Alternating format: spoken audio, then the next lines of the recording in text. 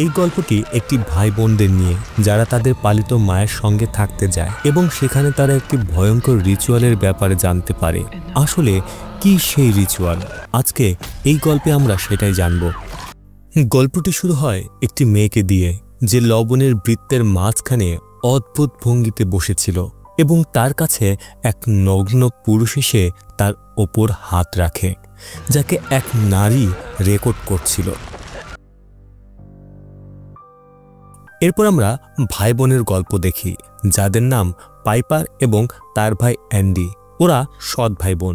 Piper বাসের জন্য অপেক্ষা করছিল এবং কয়েকজন মেয়ের সাথে কথা বলতে যায়, কিন্তু মেয়েগুলো তাকে অদ্ভুতভাবে দেখছিল কারণ পাইপারের এক চোখ নষ্ট ছিল। তখন তার ভাই এসে তাকে নিয়ে যায়। পাইপার জিজ্ঞেস করে মেয়েগুলো কি তাকে পছন্দ করে। এতে তার বোন মিথ্যে বলে। তারা যখন বাসায় ফেরে তারা তাদের বাবাকে ডাকলেও কোনো সাড়া দিচ্ছিল না। বাথরুমের দরজা খুলে দেখে তাদের বাবা মারা গেছেন। এই ঘটনায় অ্যান্ডি ভীষণ ভয় পেয়ে যায়। এরপর তাদের কাউন্সিলরের কাছে পাঠানো হয়, যার নাম ওয়েন্ডি। এখানে জানা যায় পাইপারের অন্য চোখে সামান্য দেখতে পায়।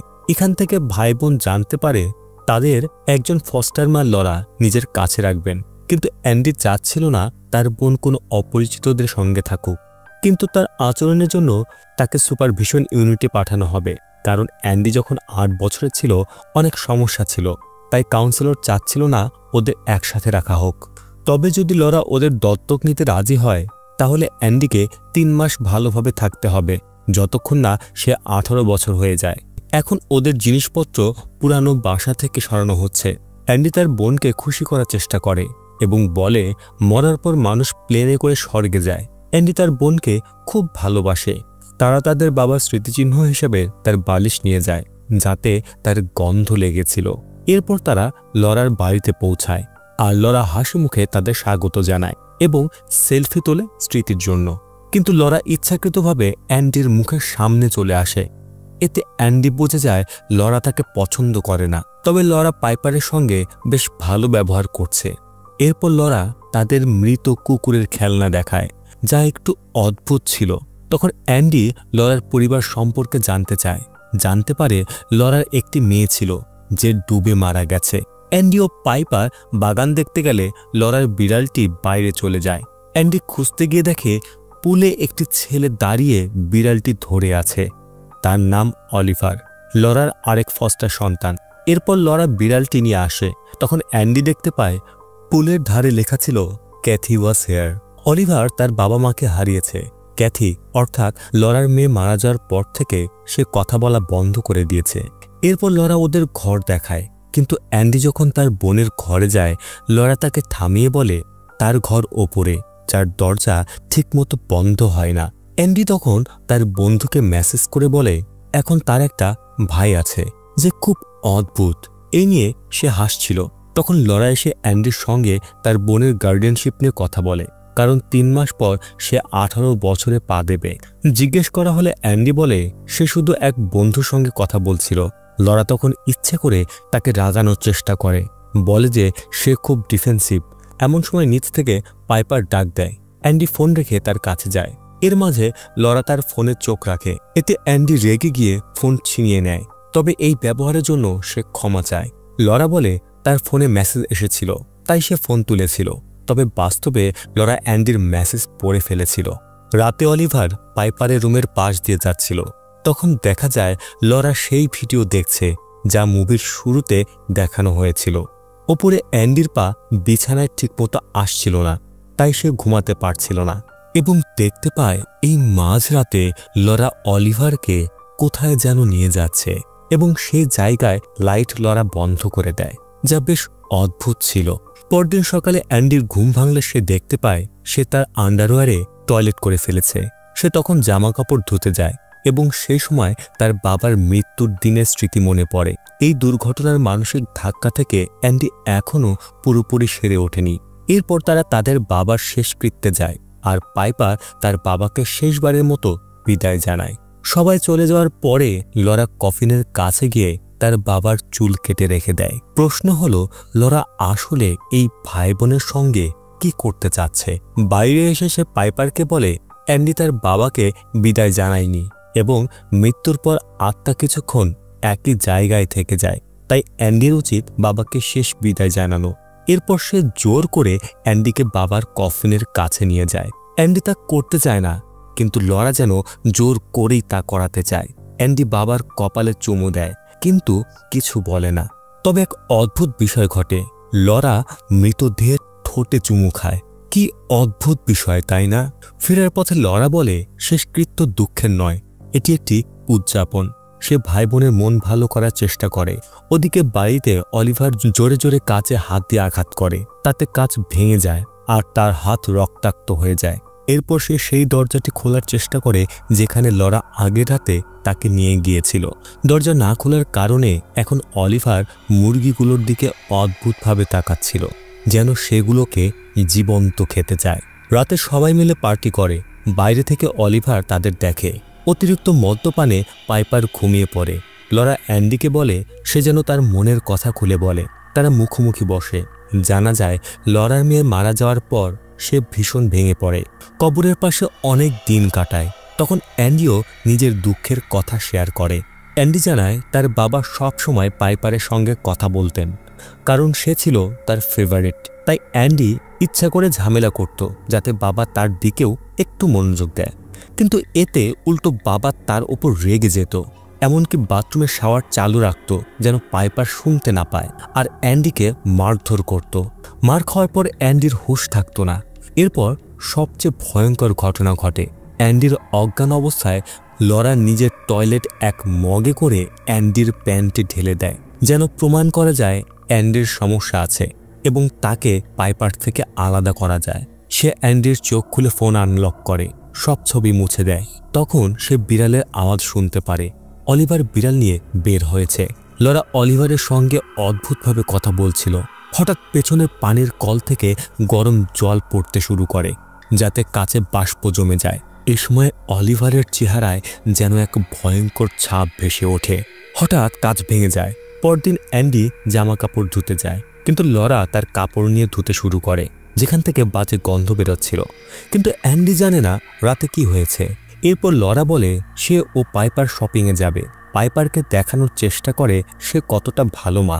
সে আরও জানে যে অ্যান্ডি রাতে আগ্রাসী হয়ে উঠেছিল, যেন পাইপারকেও ওর বিরুদ্ধে করে ফেলে।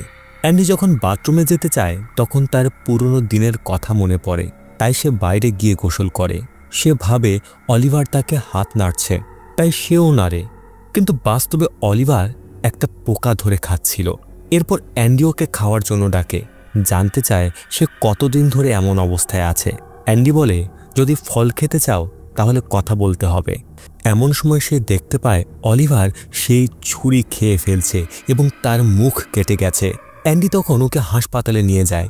এদিকে পুলের কাছে লবণের বৃত্ত আঁকা ছিল, যার বাইরে অলিভার যেতে চাচ্ছিল না, কিন্তু জোর করে নিয়ে গেলে বাইরে আসতেই সে চিৎকার করে ওঠে।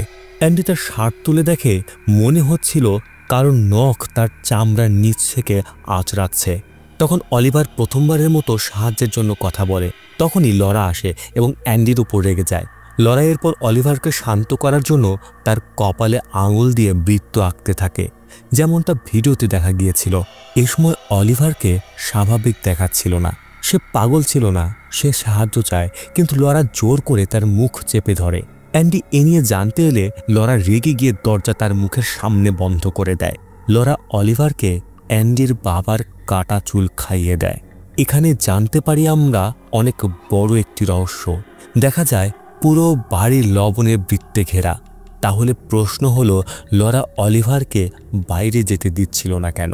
এরপর একদিন অ্যান্ডি বাথরুমে আবার তার বাবার আত্মা দেখতে পায়। সে বলে পাইপার বৃষ্টি রাতে মারা যাবে, কিন্তু এটা তার বাবার দানবীয় রূপ ছিল।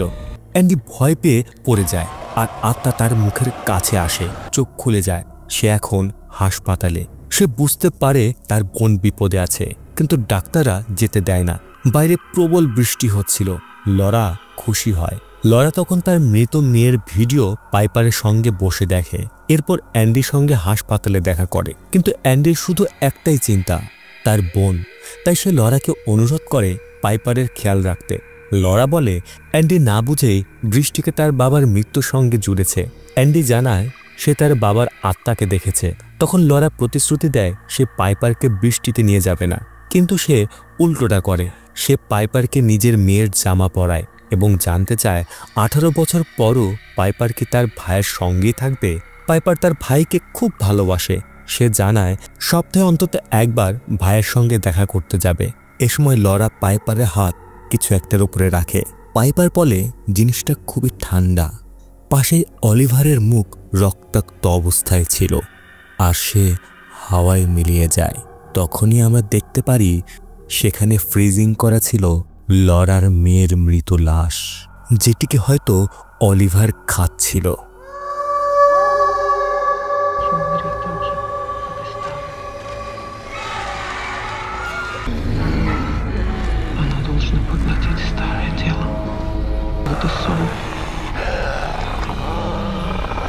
অ্যান্ডি তখন বাসায় ফিরে আসে, সঙ্গে সঙ্গে বোনকে দেখতে যায়, কিন্তু রাতেই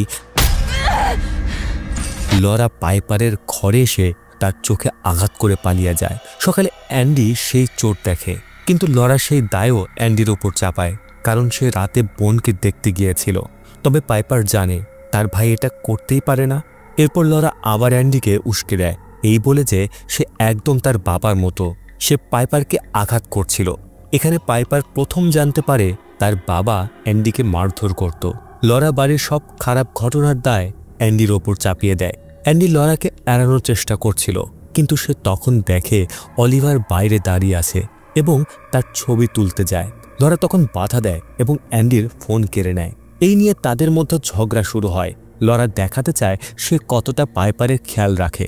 তখন অ্যান্ডি তাকে খোঁটা দিয়ে বলে, তুমি আমার বোনকে ঠিক তোমার মেয়ের মতোই যত্ন নিচ্ছ, তাই না, যে মারা গেছে। এই কথা শুনে লরা ক্ষিপ্ত হয়ে তার ফোন ভেঙে ফেলে। অ্যান্ডিও রেগে যায়, কিন্তু তার বোন তাকে শান্ত করে। অ্যান্ডি এরপর সরাসরি কাউন্সিলর উইন্ডির কাছে চলে যায়, ফোনটা ফেলে রেখে। উইন্ডির অফিসের বোর্ডে সে অলিভারের ছবি দেখতে পায়। এখানে আসে বড় টুইস্ট। বোঝা যায় অলিভার আসলে নিখোঁজ। তার আসল নাম কর্নার বার্ড। অ্যান্ডি উইন্ডিকে জানায় লরা অলিভারকে অপহরণ করে রেখেছে, কিন্তু উইন্ডি বিশ্বাস করে না, কারণ লরা তার সঙ্গে 20 বছর ধরে কাজ করছে এবং বলেছে অলিভার তার ভাগ্নে, যার ছিল লাল চুল, কিন্তু অলিভারের তো এমন চুল ছিল না। ওদিকে বাড়িতে অলিভার প্রচণ্ড ক্ষুধার্ত হয়ে পড়ে এবং লরার হাত কামড়ে খেয়ে ফেলে। লরা নিজেকে এক রুমে আটকে রাখে, কিন্তু অলিভারের ক্ষুধা বেড়েই চলে। সে নিজেই নিজের হাতের চামড়াও ছিঁড়ে খাচ্ছিল। লরা তাকে থামাতে রক্ত দিয়ে আয়নার উপর চক্র আঁকতে থাকে এবং তাকে সেই ঘরে নিয়ে যায় যেখানে অ্যান্ডি তাকে আগে দেখেছিল। অ্যান্ডি তখন উইন্ডিকে নিয়ে লরার বাড়ির উদ্দেশ্যে রওনা হয়। গাড়িতে বসে সে মেসেজ করে বোনকে সব জানায়, তাদের বাবা কিভাবে কেবল পাইপারকে ভালোবাসত আর অ্যান্ডিকে মারধর করত। অ্যান্ডি বলে সে চায়নি তার বোন জানুক যে এই দুনিয়ায় এত খারাপ মানুষ আছে। এছাড়া সে জানায় 8 বছর বয়সে সে দুর্ঘটনায় পাইপারকে আঘাত করেছিল, যার জন্য সারা জীবন সে অনুতপ্ত। সে বুঝিয়ে বলে লরা ঠিক তার বাবার মতো এবং খারাপ মানুষ, এমনকি সে অলিভারকেও অপহরণ করে রেখেছে। উইন্ডিও সব শুনছিল এবং অ্যান্ডির জন্য খুব কষ্ট অনুভব করে।